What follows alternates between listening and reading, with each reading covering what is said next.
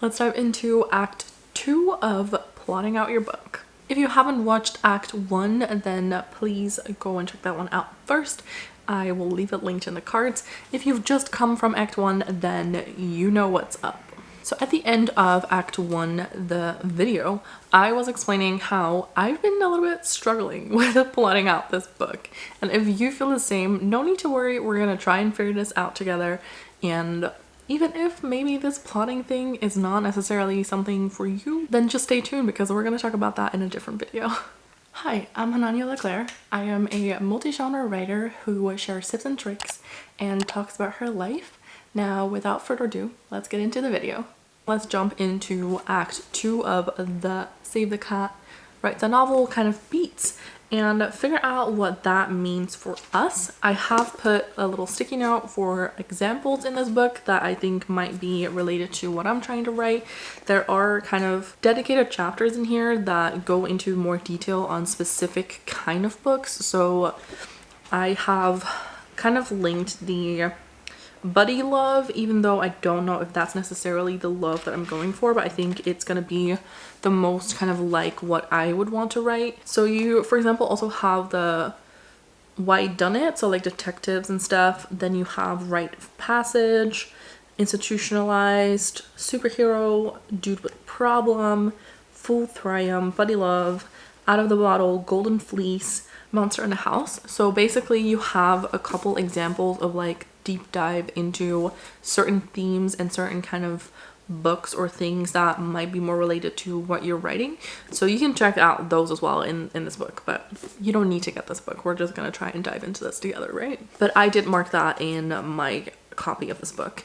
And then I'm also having it so that I can find the pages quite fast with this little bookmark. Now, if we go back into the book and kind of read out what Act 2 is all about, I feel like Act 2 is the biggest part of your novel because Act 1 is kind of setting it up, then Act 2 is everything in between, and then Act 3 is kind of the wrap up of the story.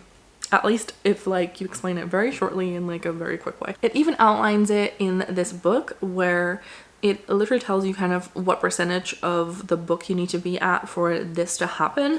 So with Act 1, it also said that, and at the end of Act 1, we're basically around the 20%-ish mark. Then we're gonna start Act 2 at the 20%, and we're gonna go all the way to about 75 to 80% of your book, which means that Act 2 is gonna be the biggest part of your novel with 7 different beats.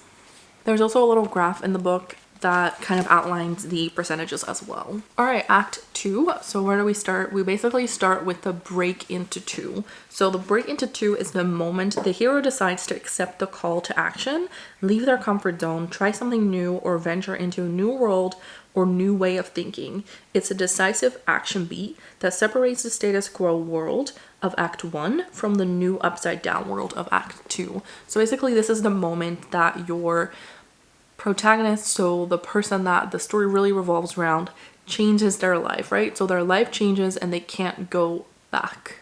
You want this to kind of be, if for example they're going on a journey, then that is the moment they set off on that journey. So for my book, I'm thinking that is the moment that we kind of split the two of them up.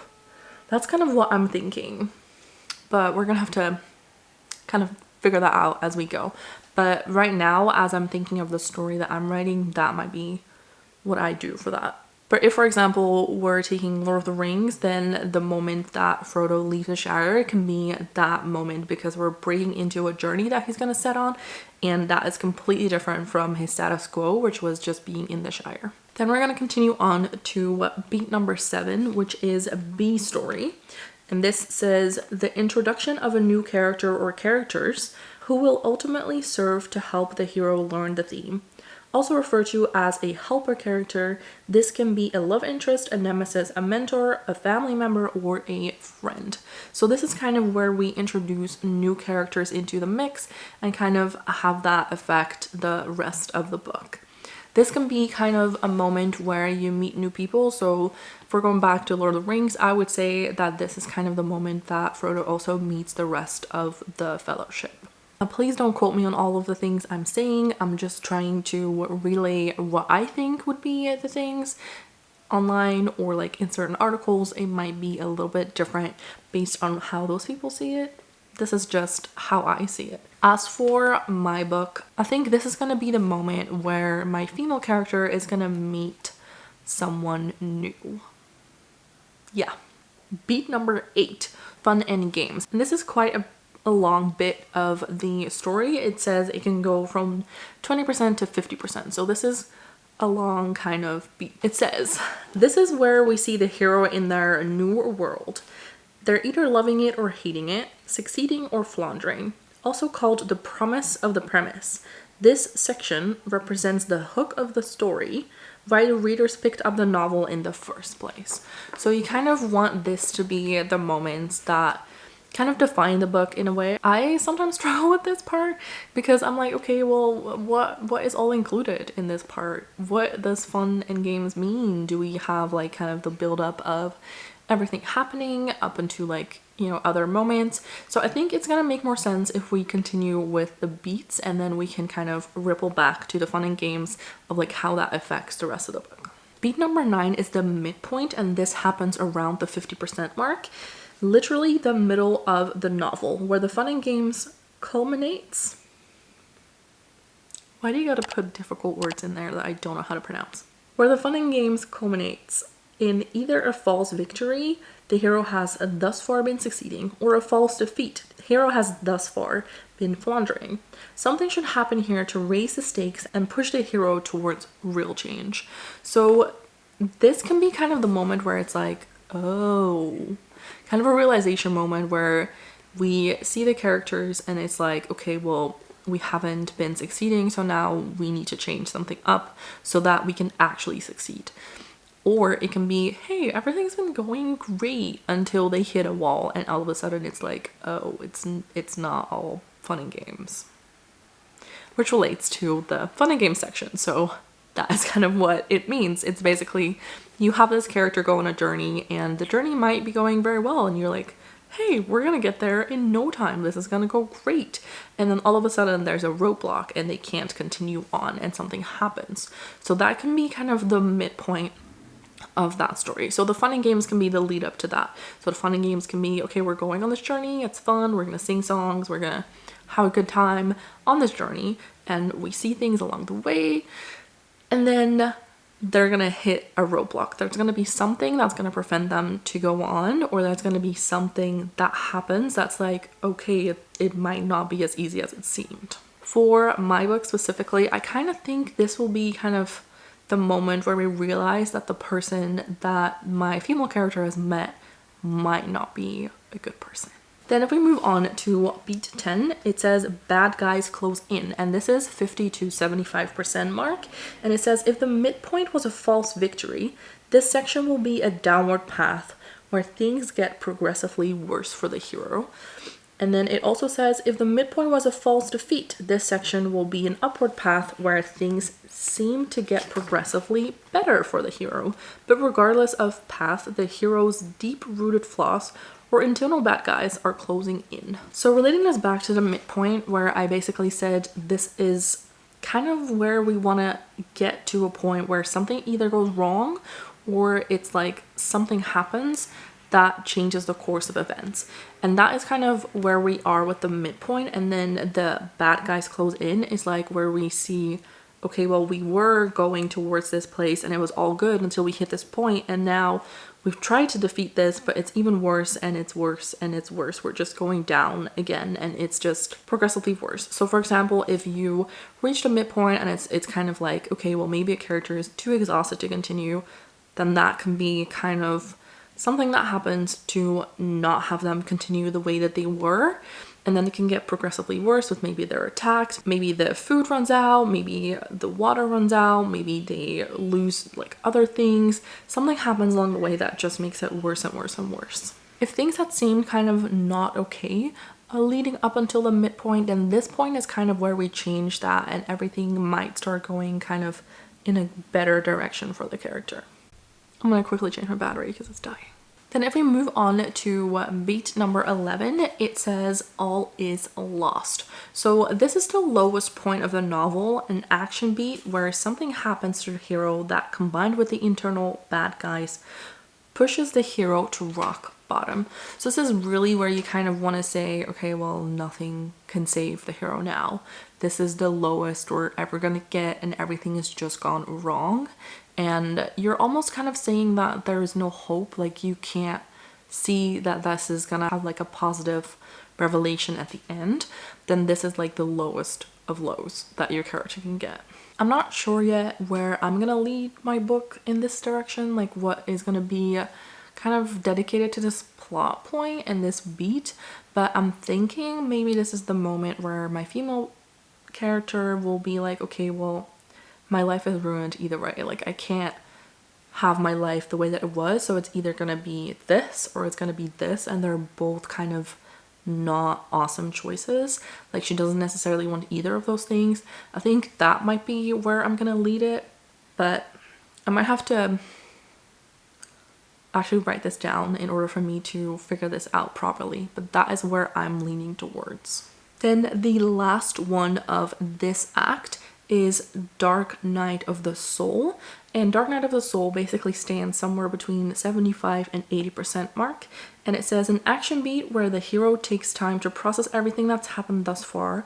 The hero should be worse off than at the start of the novel, and the darkest hour, just before the dawn, is the moment right before the hero figures out the solution to their big problem and learns the theme or life lesson. So this is kind of where, for example, if your characters are stuck and like they don't have food, they don't have water, and they've lost like some people along the way of this journey, they really feel like there is something that should happen, but they don't know what it is and they can't figure out what's gonna happen. They're just kind of processing that it feels like they're never gonna get to where they want to be. And this might be like where they'll learn, okay, well, you don't always have to rely on this and you can rely on that, and that can help you forward, or something like that. Or like, hey, don't give up, even if life becomes hard, just keep going. So basically this is where you have your character reflect on the status quo world of Act 1 versus now the upside down world, as they call it, in Act 2, and kind of see the differences and how life has drastically changed, how there might be on the opposite side of their status quo and opposite of what they wanted to achieve, or like where they wanted to be. Maybe they took a different turn and they took the wrong turn in the journey because there was a roadblock, so they were like, oh, we're just going round, and they ended up in a completely wrong place from where they wanted to be, and they can't seem to figure their way out. That can be something. And then you can have Act 3 kind of go back into that and resolve it and find a different route. So it can kind of be like, okay, you've come to this point and then you might realize that it wasn't the right decisions, that things have happened that you didn't necessarily think were gonna happen, and now this character is at a place where they're just reflecting and they're thinking about what has my life become. And it's just kind of a reflection of everything that's happened and learning the lesson of, for example, if you should have been happy with the life that you had, then that can be a life lesson that they learn at this moment, where they see my life really wasn't that bad and I don't know why I want it to change so much. Or it can be that this is where your character realizes they messed up. They might have invested in something and the investment has not gone the way that they hoped and they lost everything. Then this can be kind of also a realization of like, wow, I made some choices and I'm not proud of them, but here we are and I can't do anything about it now, but move forward. And that is kind of realization moments that they're referring to. So that is a little bit the beats of Act 2 and how that is going to kind of be the biggest part of your novel and spread the most of the words that you're gonna write.